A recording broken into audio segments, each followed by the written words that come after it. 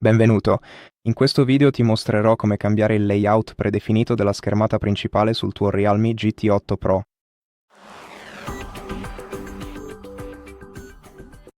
Per farlo dovrai tenere premuto il dito su uno spazio vuoto della schermata principale e una volta che vedi questa interfaccia tocca l'opzione Layout e poi seleziona 4 o 5 colonne, a seconda di quante ne vuoi usare.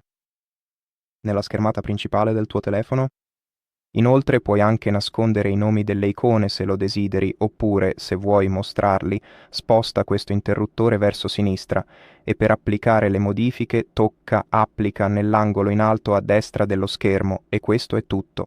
Tutto qui. Grazie per aver guardato questo video. Se ti è piaciuto, considera di iscriverti al nostro canale. Lasciaci un like e un commento qui sotto e ci vediamo al prossimo video.